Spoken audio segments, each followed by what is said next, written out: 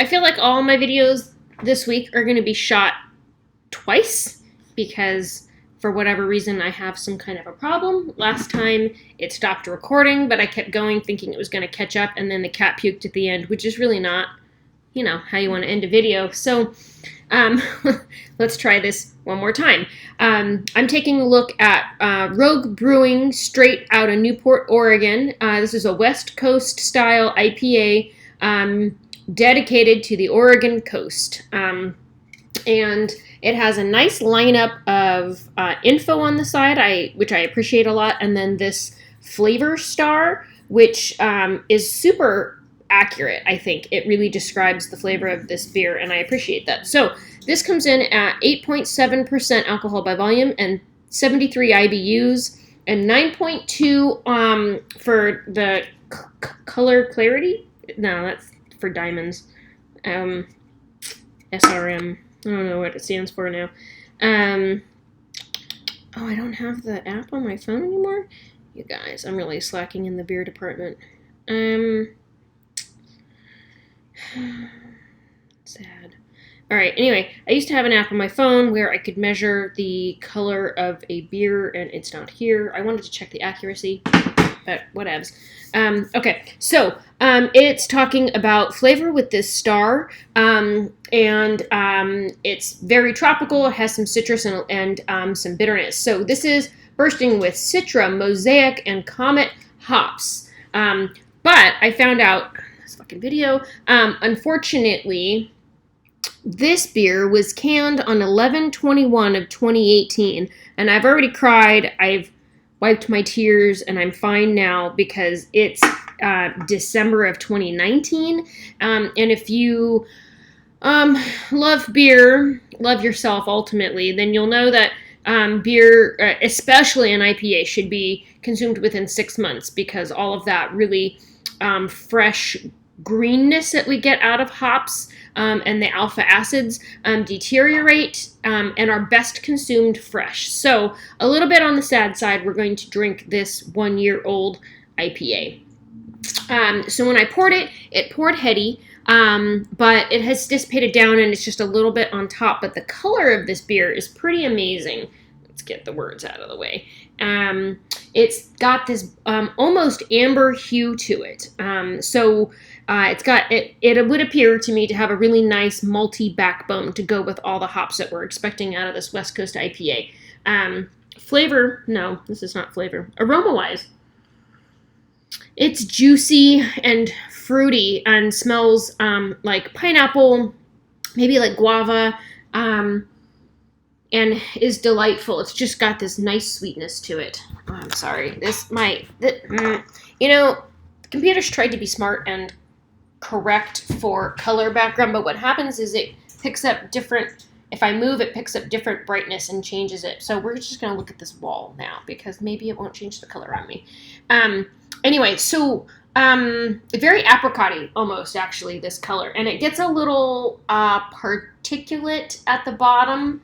I feel like a little hazy even, but we're not going to call it a hazy IPA because I have another beer that I'll do a review of in a little bit that is in fact a hazy IPA.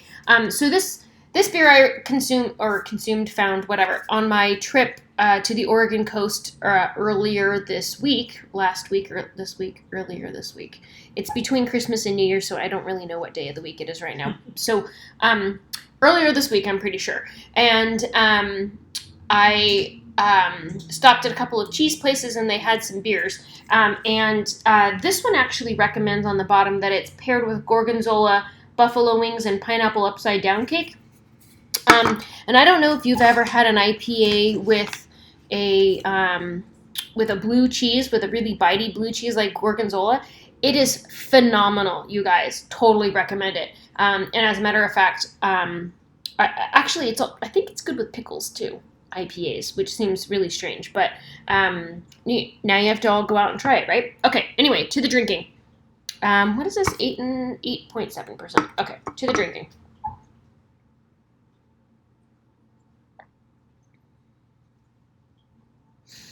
All right. This beer has a delightful flavor. It's juicy and delicious. It's very tropical and almost sweet.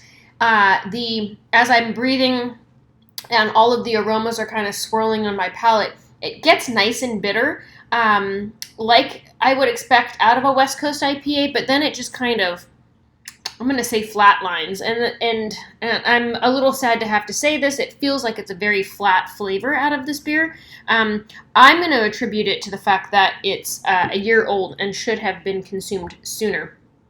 But it's still delicious because beer is delicious.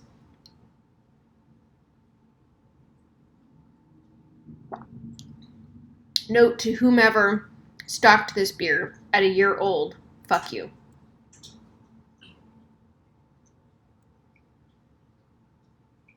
A couple of sips together, and you really get the bitterness. I think that would be more prominent had it been fresher. That definitely has that kind of grapefruit quality to it, and like it says on this little flavor star, there is some citrus going on.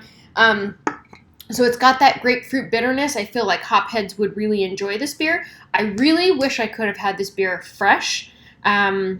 It probably would have been a different experience. It's very good now, and so it's probably superior. I really like Rogue beers. They come up with cool, kitschy beers, right? They made the Sriracha beer, and I think I had a lemon chiffon donut beer that was a collaboration with, the Oregon donut making people, Voodoo, right? And it was great. And those are all interesting and fun beers to drink. But when they get down to the serious business, they also produce some really slamming beers. Also you can't help but to enjoy these. Presumably, I guess I don't know them, presumably white guys. They look pretty white on this can, straight out of Newport, Oregon, right? Okay, so share with me if you've had this beer. I'd love to hear. If you had it fresh, I would love to know if you recall if it had a nice big blossoming hoppiness to it, or if you felt like it was kind of suppressed, because it felt flat to me, and I really feel like that's probably based on age. But it was delicious nonetheless. So excellent beer, really well made. I mean, everything out of Rogue has been at least an adventure to drink, and delicious. And they give you lots of great data about the beer, and they put this fresh canned on date and things because, legit craft beer.